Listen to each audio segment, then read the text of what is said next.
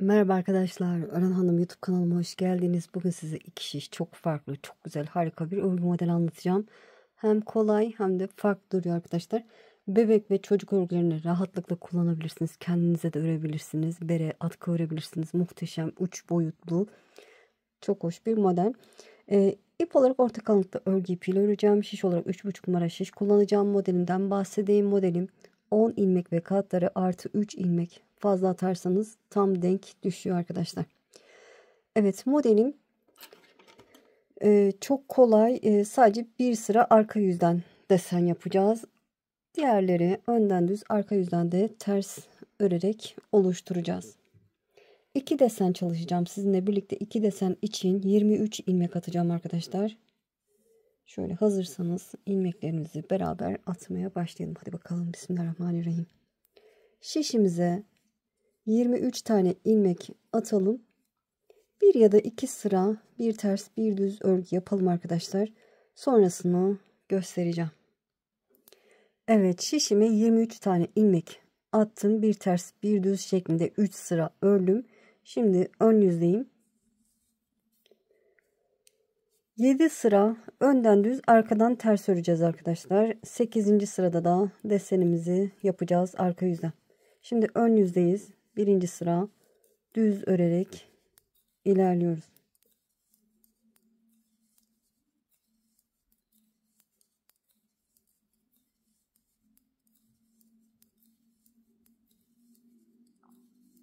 Evet, düz örerek sıranın sonuna geldim. Son kenar ilmeğimi de düz örüp sıramı tamamladım.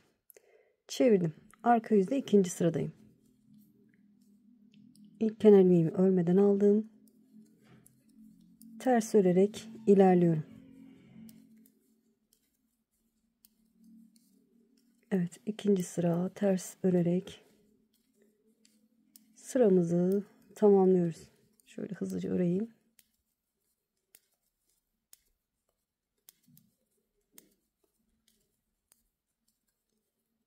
Son kenar ilmeğimi de ters öreyim, sorun olmaz.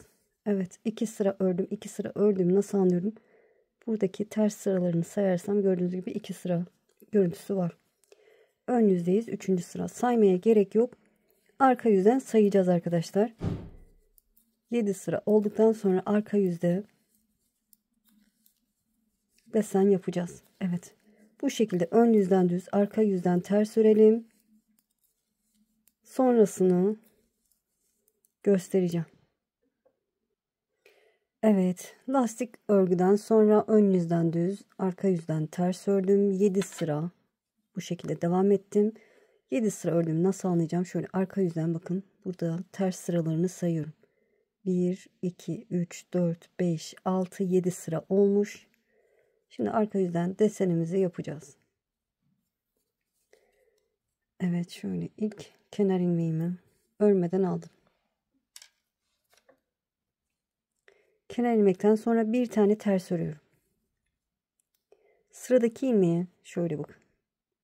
Aşağıya doğru sayıyorum. 1, 2 sıra aşağıdan tel alıyorum. Pat oluşturur gibi arkadaşlar. Şöyle tekrar göstereceğim. Bu ters sıralarını sayıyorum. Bu 1, bu 2. Bu ilmeği alıyorum. İpi alıyorum. Sol şişime aktardım. İpi kendime doğru aldım. Bu iki ilmeğin ikisini bir ters olarak ördüm. Şimdi 3 aşağı ineceğim. Bakın sıradaki ilmeğim 1, 2, 3 sıra aşağı iniyorum. 3. ilmeği bu şekilde sağ şişime aldım. Sol şişime aktardım. İpi kendime doğru alıp bu iki ilmeğin ikisini bir ters örüyorum. Şimdi 4 sıra aşağı ineceğim. Bakın 1, 2, 3, 4. sıradan telimi aldım. Sol şişime aktardım. İpimi öne aldım. Bu iki ilmeğin ikisini bir ters ördüm. Sıradaki ilmeğin 5. sırasından tel alacağım. Sayıyorum. 1, 2, 3, 4, 5. Telimi alıyorum. Sol şişime aktardım. İpimi kendime doğru alıp bu iki ilmeğin ikisini bir ters ördüm. Karıştırırsanız arkadaşlar şöyle sayabilirsiniz. Kenar ilmekten sonra bir ters ördük. Bakın 2, 3, 4, 5. Şimdi 6.'yı alacağız. Aşağıya doğru sayıyorum. 1, 2, 3, 4, 5, 6. sıradan tel aldım. Sol işimi aktardım. İpi kendime doğru alıp ikisini bir ters örüyorum. Evet, 6 tane aşağıya doğru indik. Şimdi tekrar 5, 4, 3, 2, 1, 2 şeklinde yukarıya çıkacağız. Sıradaki ilmeğin 1 sayıyorum. 1, 2, 3, 4, 5. 5. sırasından tel aldım. Sol işimi aktardım. İkisini bir ters olarak ördüm. Sıradaki ilmeğin 1, 2, 3, 4. sırasından tel alıyorum. Sol işimi aktarıp ikisini bir ters ördüm. Sıradaki ilmeğin 1, 2, 3. sırasından telimi aldım. Sol işimi aktardım. İkisini bir ters ördüm. Sıradaki ilmek 1, 2. sırasından tel alıyorum. Sol işimi aktardım. İkisini bir ters ördüm.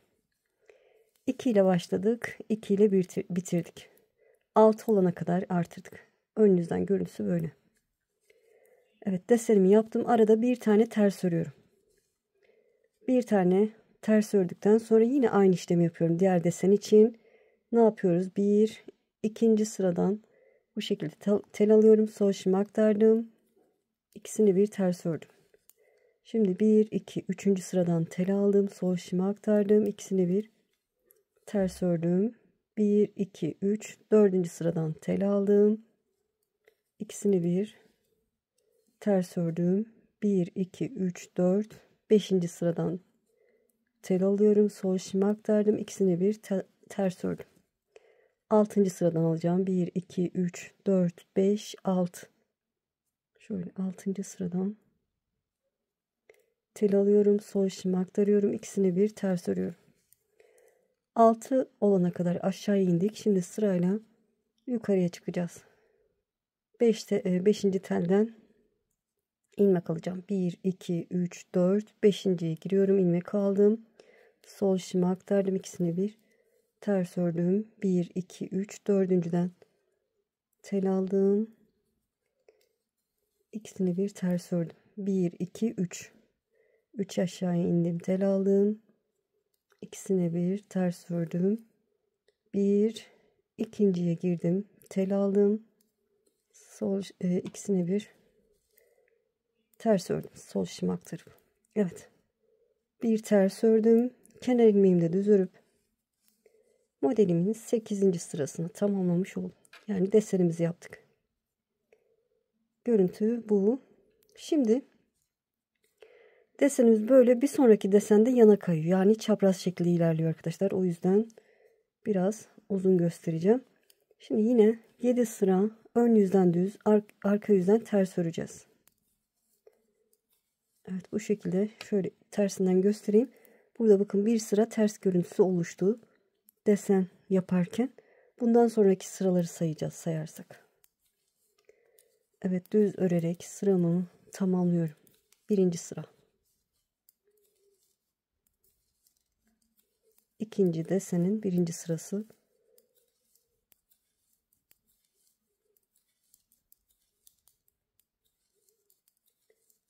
Evet, son kenar ilmeğimi de düz ördüm. Sırayı tamamladım. Çevirdim. Arka yüzde 2. sıra. Hiçbir işlem yok. Ön yüzden düz, arka yüzden ters öreceğiz. 7 sıra olana kadar bu şekilde devam edeceğiz. Evet, 7'ye tamamlayıp döneceğim. Evet, desenimden sonra 7 sıra ön yüzden düz, arka yüzden ters ördüm. Yine şöyle size nasıl sayacaksınız göstereyim. Şurada desen yaparken şöyle bakın, burada bir sıra ters oluştu ama böyle 2 kat, gördüğünüz gibi ilmeklerin burada 2 kat şöyle. O sırayı saymıyoruz, yani ilk sırayı saymıyoruz arkadaşlar. Şurayı saymıyorum. Ondan sonraki sıraları sayıyorum.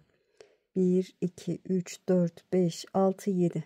Anlıyorum ki 7 sıra örmüşüm. Şu ilk sıradan sonra. Siz onu da sayarsanız 8 sıra görüntüsü olur arkadaşlar. Şöyle ilkini saymazsam 7 sıra, 3, 6, 7 sıra ters görüntüsü var. Demek ki 7 sıra örmüşüm. Şimdi ikinci desenimiz dediğim gibi yana kayacak. O yüzden yarım desenle başlayacağız. Kenar ilmeğimi örmeden aldım. Direkt desenime başlayacağım. Burada ortadan başlayacağız arkadaşlar. Yani desenin ortasını yaparak başlayacağız. Aşağıya doğru sayıyorum.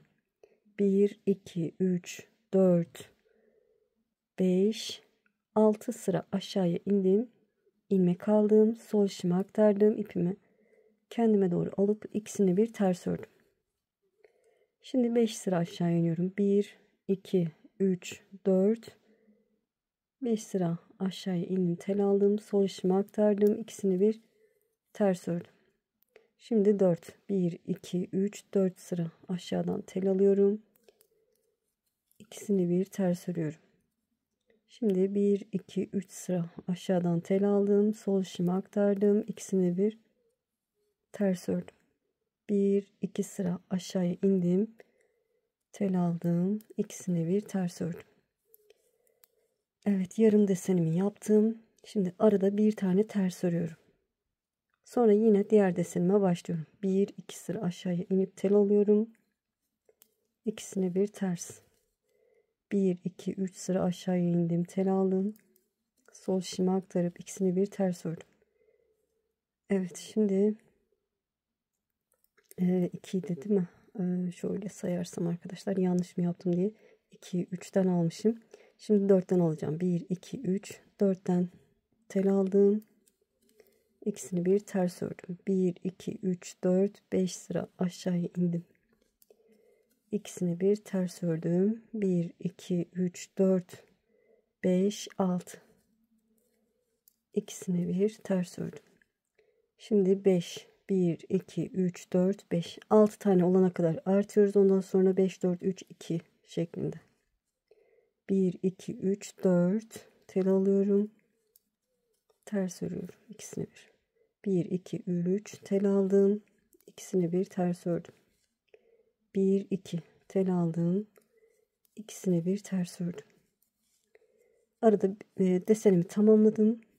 Bir desenimi arada bir tane ters ördüm. Şimdi diğer yarım desenime geçtim. 1, 2 aşağıya indim.